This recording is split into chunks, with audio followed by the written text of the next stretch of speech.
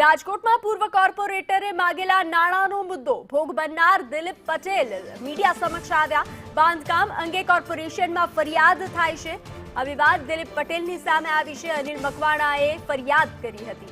મેં સંપર્ક કર્યો તો સર્કિટ હાઉસ બોલાવ્યો હતો મને। આ વિવાદ સામે આવી ચર્ચામાં પહેલીવાર મારી પાસે 3 લાખ માંગ્યા હતા। બીજી બેઠકમાં 2 લાખની માંગણી કરવામાં આવી હતી અને ત્રીજી વાર 1.25 લાખ આપવા કહ્યું હતું।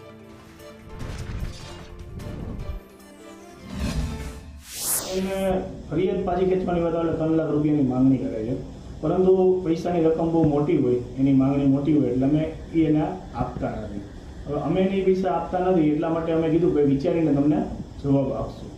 વિચારીને જવાબ આપવાનું કીધા બાદ સાંજના સમયે અમે એમને પાછી એકવાર રિક્વેસ્ટ કરી કે જેથી કરીને અમારું બાંધકામ બીજે દિવસે પાછું ચાલુ રહે અને મજૂરોની હાજરી ના ચડે। તો અમે ત્યારે પણ મને સાંજે એવું કીધું કે ભાઈ તમે આવો, સર્કિટ હાઉસ ખાતે આવો અને રૂબરૂ ચર્ચા કરીએ। સર્કિટ હાઉસ ખાતે રૂબરૂમાં અમે મળી છીએ। એ દરમિયાન મને કીધું કે ભાઈ એ રકમમાં જાજો ભાંગછેડ નહીં થાય, 25-50 હજારની ભાંગછેડ કરીશ, કેમ કે એમાં મારે એવું છે કે હું જો લેખિતમાં અરજી પાછી ખેંચું એટલે મારા કાંડા કપાઈ ગઈ અને મારે આગામી ચૂંટણીમાં મને ટિકિટ મળે છે।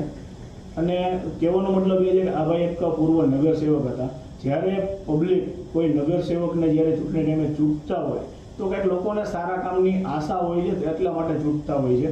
નહીં કે આવી આશા હોય કે ભાઈ આપણે ગામને પૈસા દેવા પડશે, કોઈ પણ કામ કરશું તો પૈસા દેશું તો જ આપણું કામ ચાલુ રહેશે। ખરેખર પબ્લિકને પણ હું એક સંદેશો આપવા માંગુ છું કે જો આ વ્યક્તિનો કોઈ પણ ભોગ બન્યા હોય તો ખરેખર ખુલીને મીડિયા સમક્ષ આવો, અથવા તો તમારા પાસે જો પુરાવા, આધાર પુરાવા હોય, તમે એમને પૈસા આપેલા હોય તો તમે ખરેખર એના વિરુદ્ધમાં ક્યાંય જો બનતી ફરિયાદો થતી હોય તો ફરિયાદો પણ કરો। પણ આવા લોકોને જો તમે ખુલ્લા નહીં પાડો તો ભવિષ્યમાં આપણે જે ભોગ બનીએ છીએ એ ભવિષ્યમાં બીજા નાના માણસો પણ ભોગ બનશે। જો આ ભોગ બનતા અટકાવવા માટે આપણે ખુલીને સામે આવવું જ પડશે અને આવા લોકોને ખુલ્લા પાડવા જ પડશે। આવી લોકોને હું અપીલ કરું છું।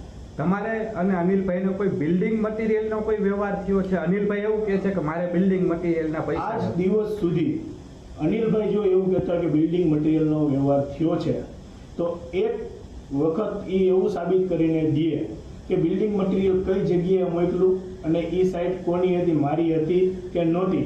અને બીજી વસ્તુ કે મટીરિયલ જો ખરીદી કરવામાં આવી હોય તો ખરેખર હું એક વસ્તુ કહું છું કે તો એમાં બાર્ગેનિંગ ક્યાં આવે? જો તમે હકદાર જેટલા રૂપિયાના છો એ જ લેવાના હોય તો તમે આ તો બાર્ગેનિંગની વચ્ચે 3 લાખ રૂપિયા લ્યો, પછી 50,000 ઓછા કરો તો શું તમારે કઈ એવું કોઈ ધંધો હોય છે કે ભાઈ ચાલો 25,000 લેવાના, પછી હું એમ 50,000 લઈ ગયો, પછી તમે એમ કહો કે 1.25 લાખ હોય તો ફોન કરશે? તો આ બધું કેવી રીતના પોસિબલ છે? મટીરિયલનો કોઈ સવાલ નથી સાહેબ, ખરેખર જે છે એ વાસ્તવિકતા છે।